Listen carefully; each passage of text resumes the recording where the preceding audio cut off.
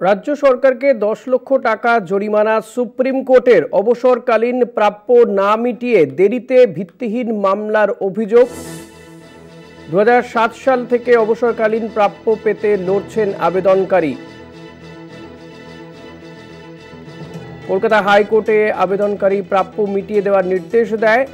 অবসরকালীন প্রাপ্য না মিটিয়ে 2007 সাল থেকে অবসরকালীন প্রাপ্য পেতে লড়ছেন ওই আবেদনকারী।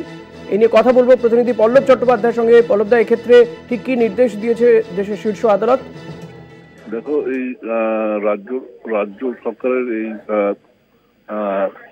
এর বিরুদ্ধে কর্মীদের বিরুদ্ধে প্রথম শৃঙ্খলা ভঙ্গের অভিযোগ ওঠে 1989 সালে, কিন্তু পরে বিভাগীয় তদন্তে তিনি নির্দোষ বলে দেখা যায়।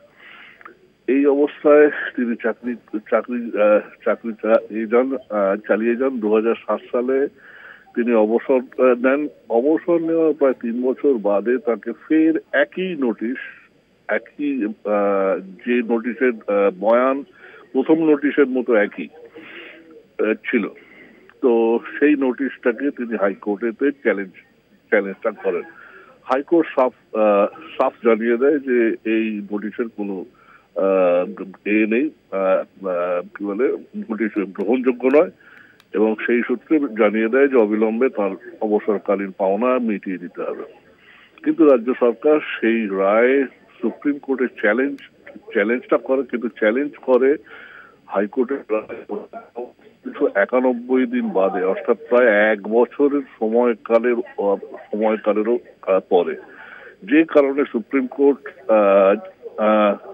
জানিয়েছে যে অস্বাভাবিক দেরি এবং যে যুক্তিতে রাজ্য সরকার সুপ্রিম কোর্টে এসেছে সেটা নেহাতি ভিত্তিহীন।